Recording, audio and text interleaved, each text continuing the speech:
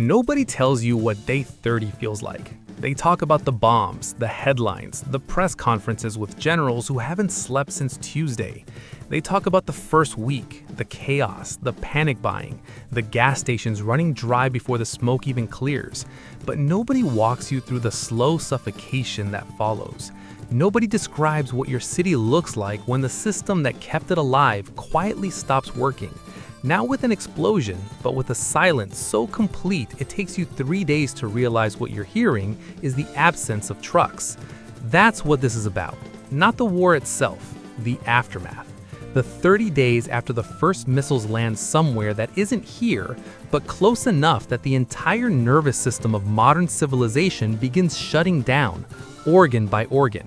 And if you live in an American city, Chicago, Houston, Atlanta, Phoenix, doesn't matter. What follows is the most important timeline you've never been handed. Let's start with something most people fundamentally misunderstand about the United States. The country looks self-sufficient on a map. Farms in Iowa, oil in Texas, cattle in Montana. On paper, America should be one of the most resilient nations on Earth. The problem is that every resource connecting those farms and refineries to the people living in American cities moves through something called just-in-time delivery. Here's what just-in-time actually means. Your local grocery store, the Walmart, the Kroger, the Target you've driven past 100 times, carries roughly 3 days of food inventory on its shelves at any given moment. Not 3 weeks, 3 days. The back stockroom you imagine stacked floor to ceiling with pallets of canned goods, mostly empty. Storing inventory costs money, and trucking something the night before it's needed is cheaper than warehousing it. This system works beautifully when everything is fine. It becomes a death sentence the moment the trucks stop. And in a major global conflict, a war between nuclear-armed powers, coordinated strikes on NATO infrastructure, sustained cyber attacks on American logistics networks, the trucks stop. Not because every driver disappears, because the cascading logic of global supply chains begins unraveling from points you can't see, in ports and clearinghouses whose names never make the news. And by the time that disruption reaches your neighborhood, it arrives not as an announcement, but as empty shelves where the bread used to be. Day 1 through day 3, most people don't register anything unusual. There's footage on every screen, anxiety in every group chat, but the shelves still have food, the pumps still work, the lights are on. Somewhere in your city, maybe a few miles from where you're sitting, a woman named Sarah is doing exactly what you'd be doing, watching the coverage with one eye, telling herself she should probably stock up this weekend. She doesn't go today. The weekend feels soon enough. By the time she pulls into that same parking lot on day 4, the water aisle looks like it was stripped by a flash flood in reverse. The store manager is standing at the entrance with a printed sign taped to a folding table. Cash only. The card readers are down, not broken, frozen, because financial clearinghouses have suspended settlement as counterparty risk explodes globally. Sarah doesn't know any of that. She just knows her debit card doesn't work and she has $11 in her wallet. What's actually happening during those first 72 hours is invisible to nearly everyone, but catastrophic in slow motion. Container ships in the Pacific are being held in port because maritime insurance underwriters have suspended coverage for vessels near conflict-adjacent waters. The fuel distribution network is experiencing wholesale interruptions at the refinery level that won't show up at your neighborhood gas station for another 4 to 6 days. None of this is on the news yet. All of it is already fatal to the rhythm your life depends on. By day 4, the edges show. A gas station on the south side posts a handwritten limit. $20 per vehicle, cash only. A suburban Walmart runs out of bottled water before the afternoon restock arrives. And the restock doesn't come because the regional distribution center serving that store is down to its last 12 hours of inventory and has received no confirmation of its next shipment. People notice, people talk. And then the thing happens that no supply chain model ever adequately accounts for: panic buying. Completely rational behavior executed simultaneously by millions of people, creating a feedback loop that collapses a 3-day food inventory across an entire metro area in 4 hours. This is the moment that separates outcomes. Not the war, not the missiles, the panic buy. Think about what that looks like from inside it. A man named David, 31, 3 kids under 8, wife 8 months pregnant, renting an apartment on the north side. On day 4, he drives to 3 stores. The third one still has pasta and canned tuna. He buys everything he can carry, 2 heavy bags. He gets home, sets them on the counter, and realizes, standing in his own kitchen catching his breath, that he forgot water. He goes back the next morning, day 5. The water is gone. Not just at his store, every store. He comes home, fills every pot and bowl and Tupperware container he owns from the kitchen tap, lines them up on the counter like soldiers. He doesn't know yet whether that tap will still work in 6 days. He doesn't know that his municipal water system runs on electric pump stations with between 24 and 72 hours of backup generator fuel, and when those generators run dry, his faucet becomes a dry pipe. David is not stupid. He's operating on the same assumption everyone shares, that this will resolve, that the system will catch up, that someone in Washington is handling it. That assumption is the most dangerous thing he owns right now. More dangerous than having no generator, because it tells him to wait. And in this scenario, waiting is what kills you. Day 5. Gas is scarce. Not expensive scarce, gone scarce. David drives past 4 stations before finding one with fuel. The line is 6 blocks long. He sits in it for 2 hours, engine off to conserve what's in the tank, watching the number on the portable sign outside tick down. $4.89, $5.10, then a piece of cardboard taped over the price entirely. He gets to the pump. He fills up. He drives home feeling like he wants something. He didn't win anything. He bought 2 days. Americans who lived through Katrina, the Texas winter storm of 2021, or the early COVID weeks know the particular flavor of this anxiety. The sense that the familiar world has gone slightly sideways but will right itself soon. That partial recognition is useful.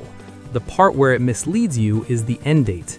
Those events had one. The storm passes, the grid comes back, the trucks return. What matters most about this window, days 5 through 10, is simple. The grid is still on, water still comes from the tap, emergency services still respond. This is the last stretch of road where ordinary actions produce ordinary results. The window is open. It will not stay open. Water first. Your municipal system runs on electric pump stations with between 24 and 72 hours of backup generator fuel. Grid goes down, clock starts. Every bathtub in your home holds 40 gallons. A person needs a gallon a day. Fill every one you have, tonight, not when the advisory comes, because the advisory arrives after the pressure is already dropping. Calories next. 40 pounds of white rice, 15 pounds of dry lentils, canned protein, cooking oil, salt. Under $100, 2 years on a shelf. A pound of lentils costs $1.50 and contains 1,600 calories. This is not a prepper ideology. It is food science available at every grocery store in America, right now, today. A propane camp stove with 4 backup canisters, $20 hand crank radio. That's it. Not a bunker, not a generator. 2 items from a hardware store shelf that together cover cooking, water purification, and your only reliable connection to emergency information when the cell towers go dark. The errands take 1 afternoon. The window that makes them possible does not last forever. Day 12. 2 floors above David's apartment, there's a woman named Grace, 67, retired nurse, lives alone. During the first week, while most people were focused on their own households, Grace did something quiet and unglamorous. She knocked on 11 doors, every unit on her floor and the one above. She brought a yellow legal pad. She wrote down what each household had and what each household needed. Apartment 4B, a camping stove and 6 fuel canisters. Couple in their 40s, no kids. Apartment 6A, a mother with a diabetic 7-year-old. 3 weeks of insulin in the fridge that will spoil in hours if the power cuts. The couple in 5C, a working car with a full tank, almost no food. The quiet young man in 4D, 2 months of rice and dry lentils stored in 5-gallon buckets under his bed, and he knows how to make them last. Grace didn't have a survival manual. She had a notepad and the understanding, built from 30 years of nursing, that in any crisis, information is infrastructure. Knowing what exists within 200 feet of your front door is worth more than anything you can order online. By day 14, the city has entered a new reality. The panic buying surge is over. not because people calm down, but because there is nothing left to buy. Shelves are bare in the way you've seen in photographs of other countries, and always assumed couldn't happen here. The people in genuine trouble are not necessarily who you'd imagine. It's working-class families who were living paycheck to paycheck before day one. No savings, no surplus, no margin for any disruption at all. It's elderly residents in high-rise buildings where the elevator stopped working during rolling blackouts on day 9. That sounds administrative until you're 74 with bad knees and your unit is on the 14th floor. It's parents with infants who cannot find formula because formula was manufactured in a facility inside a conflict zone. And fuel, by now it isn't a personal inconvenience. It's the substance determining whether civilization's last resort systems keep functioning. Fuel runs hospital backup generators. Fuel moves National Guard convoys. Fuel powers water treatment contingency systems. When it becomes genuinely scarce across a metro area, the infrastructure everyone's survival depends on begins failing in sequence, each failure making the next more likely, like dominoes falling in slow motion across a table the size of a city. A city of 2 million people cannot be fed from a parking lot. The line at a distribution point in a major metro is not a 30-minute wait. It is a multi-hour commitment in deteriorating conditions, surrounded by frightened people with no guarantee of supply when you reach the front. The goal of personal preparation is to not need that line, because it exists for people who truly have no other option, and every person who doesn't need it frees resources for someone who does. By day 20, something happens that no government planned and no manual predicted. The city reorganizes from the ground up. Neighborhoods with access to natural water sources become centers of gravity. Streets where people already knew each other begin functioning as informal micro-communities. Coordinated security, shared childcare, an informal economy of skills. A mechanic trades labor for canned food. A former EMT provides basic medical care in exchange for fuel. A teenager with a bicycle becomes the most valuable courier on the block. And here, in this reorganization, visible in every major civilian crisis in modern history, from New Orleans after Katrina to Puerto Rico after Maria, the single most important truth of the entire timeline reveals itself. Your greatest asset is not your stockpile. It is your relationship with the people who live within 200 feet of your front door. Every serious study of civilian survival and prolonged disruption reaches this conclusion. Individuals who isolated themselves with their supplies did not fare as well as groups, even groups with fewer total resources, because one person cannot simultaneously maintain security, manage food, provide medical care, gather intelligence, and sustain psychological stability over weeks of sustained crisis. A group of even 5 to 10 people distributes those functions. The result is not additive, it is exponential. By day 20, Grace's 11 households are a functioning unit. They rotate food preparation over the camping stove in 4B, 2 hot meals a day for 23 people, managed by a cooking schedule taped to the hallway wall. The insulin in 6A is kept viable using ice that the couple in 5C sources on daily runs, their car and fuel traded to the group in exchange for meals. The quiet man in 4D has become the most important person on 2 floors, not because of what he stored, but because he knows how to make it last, stretching 60 days of supplies for one person into 28 survivable days for 23. Grace built this from nothing but a knock and a legal pad, because she understood, before anyone on her floor, that people are infrastructure. Days 25 through 30. American cities diverge.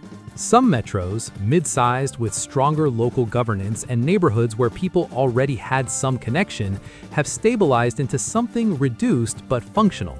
Not comfortable, but organized. Rationing managed at the block level.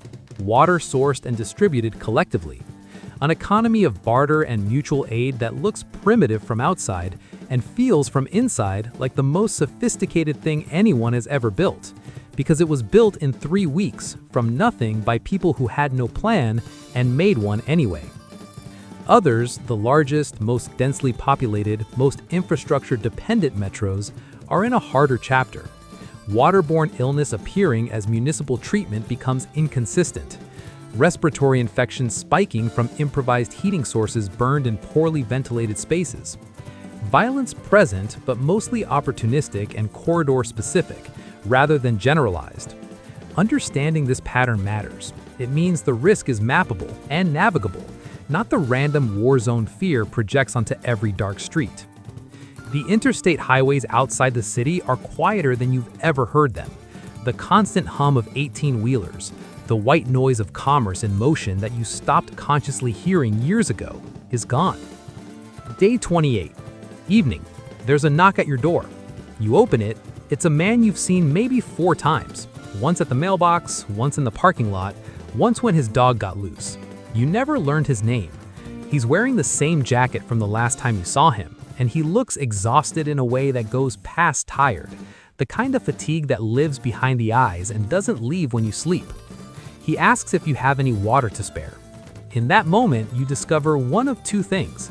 Either you prepared, and you can say yes, you can hand him 2 jugs and tell him to come back tomorrow and absorb that cost because you planned for it, or you didn't prepare, and you have to look at a human being standing 3 feet away and say nothing.